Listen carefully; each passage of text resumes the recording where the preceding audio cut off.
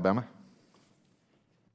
I thank the gentleman. Going back to the contract issue, Ms. Lerner, in your testimony, you cite $500 billion in FY17 and $700 billion in FY18. Is that the sum of contract values, or does that include change orders? I think the $700 million. Would you turn on your microphone? Sorry. I'll get this eventually. I think the $700 billion figure in my testimony was on grants. The $500 billion figure was on contracts. Okay.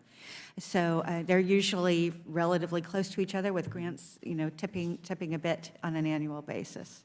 What I'm trying to get to is this committee has looked into issues where we've had substantial overruns in contracts, particularly with embassies.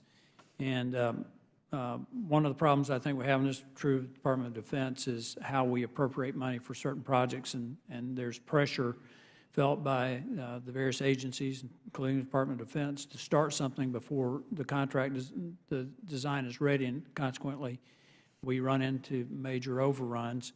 It's something that I'm trying to develop a remedy for that I'd like to talk to you later. In the final minute or 20 seconds that the gentleman has yielded to me, you've all testified that there are agencies that do not comply with directives or recommendations, nor do they produce the requested progress or action reports.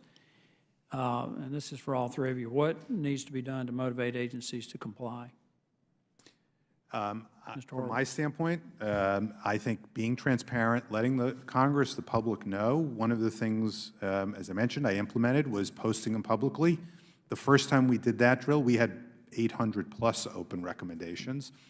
I told the Attorney General, the Deputy Attorney General, was going to do that. They immediately sent out all the open recommendations to all the components, and our phones were ringing off the hook from the component heads who wanted to close their recommendations before they went public. I agree completely with IG Fine. The sunlight here is the key to that, and holding people accountable to make sure these get done. We have to do that. That's one of the tools in our toolkit. I agree with that, and when we issued our compendium, it got the attention of the department leaders. They've taken it very seriously. The Secretary of Defense has asked people, where are you on these recommendations? The tone gets set at the top. Sunshine is, I believe, the best disinfectant. One thing you could consider is having a hearing on open recommendations. These hearings matter, and people focus attention on it when they have to. Well, my concern is that some of the stuff is carried over so long, particularly on improper payments. The amount keeps going up, and my staff and I are looking for ways to motivate, encourage, figure out some way to reduce those payments and encourage more compliance, and particularly with the IG's recommendations. And if I could add on your point on contracts, I think one of the things that struck us as we did this report, and we talk about this in the report, is on contract management and oversight within the agencies.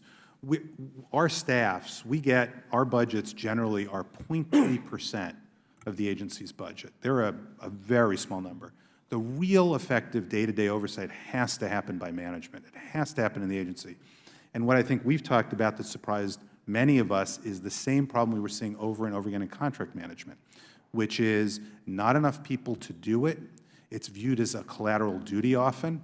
We've had examples, we've put out reports where the department's components are buying fuel, and they're paying the invoice before knowing whether the fuel's there. Now, we've checked, and actually the goods were there, but that's so basic, you would expect that to be understood. And the problem that we hear is, we're not really in a position to know if it's true or not, is, well, I'm managing dozens and dozens of contracts. I can't get out to look at the contract prison regularly or the other facility that we're using. And that's something I think we all need to think about, whether we're doing all these contracts and contracting and grants without getting the infrastructure to manage the additional monies that are going out the door, to your point. The same thing happens at my Microphone. Microphone. The same thing happens at my agency with grants. There are far too many grants that one person has to see, and they just can't add the value that the American taxpaying public needs. I thank the gentleman from North Carolina and the chairman for their indulgence. I yield back.